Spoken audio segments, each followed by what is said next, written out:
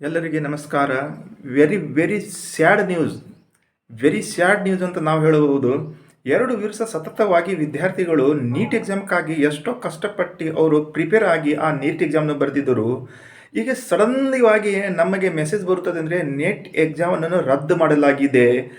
ಈ ಎಷ್ಟು ನಾಕಾಮಿ ಏಜೆನ್ಸಿಗಳು ನಮ್ಮ ಇಂಡಿಯಾದಲ್ಲಿ ಏನು ಎನ್ ಟಿ ಎದು ಏನಿದೆ ಕೆಲಸ, ನ್ಯಾಷನಲ್ ಟೆಸ್ಟಿಂಗ್ ಏಜೆನ್ಸಿ ಏನಿದೆ, ನ್ಯಾಷನಲ್ ಟೆಸ್ಟಿಂಗ್ ಏಜೆನ್ಸಿಲಿಂದೇ ಈ ಪೇಪರನ್ನು ಲೀಕ್ ಆಗಿದೆ. ಅಂದರೆ ನಮ್ಮ ಇಂಡಿಯಾ ಸೆಂಟ್ರಲ್ ಗೌರ್ಮೆಂಟ್ ಮತ್ತು ನಮ್ಮ ಇಂಡಿಯಾದ ಒಬ್ಬ ವಿದ್ಯಾರ್ಥಿಗಳಿಗೆ ನಾವು ವಿದ್ಯಾರ್ಥಿ ಪರ್ವದಿಂದ ಯಾವುದೋ ಒಂದು ಗೌರ್ಮೆಂಟ್ ಇಲ್ಲ ಅಂದರೆ ಎಷ್ಟೋ ಇದು ಅನ್ಯಾಯ ಆಗಿದೆ ಅಂದರೆ ವಿದ್ಯಾರ್ಥಿಗಳಿಗೆ ಅದು ತುಂಬಲಾರದ ಅನ್ಯಾಯ ಆಗಿದೆ.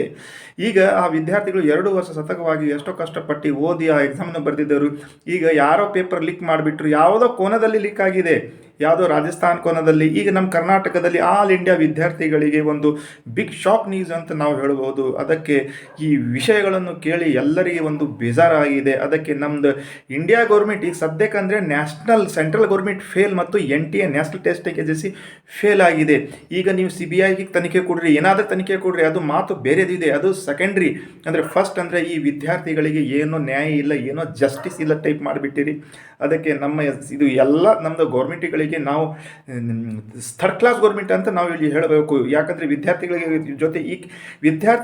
ಜೊತೆ ನೀವು ಜಸ್ಟಿಸ್ ಮಾಡಿದೆ ಅಂದರೆ ಇದು ಥರ್ಡ್ ಕ್ಲಾಸ್ ಗೌರ್ಮೆಂಟ್ ಅಂತ ನಾವು ಹೇಳಬೇಕು.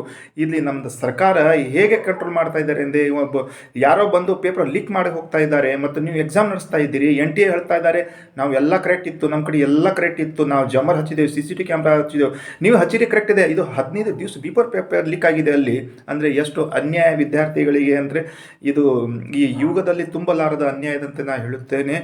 ಎಲ್ಲರಿಗೆ ಏನು ಬೇಜಾರು ಪಡ್ಕೋಬೇಡ್ರಿ, ನಿಮ್ಮದು ಕಿಸ್ಮತದೊಳಗೆ ಏನದ ನೀವು ಆಗ್ತೀರಿ ಡಾಕ್ಟರ್ ಅಂತ ಹೇಳುತ್ತಾ, ಇದು ನನಗೆ ತುಂಬ ಬೇಜಾರು ವಿಷಯ ಅಂತ ಹೇಳುತ್ತಾ ಈ ಪೇಪರ್ ರದ್ದಾಗಿದೆ ಅಂದರೆ ಎಲ್ಲರಿಗೆ ನಂಬಲಾರದ ವಿಷಯ ಅಂತ ಹೇಳುತ್ತೇನೆ. ಓಕೆ.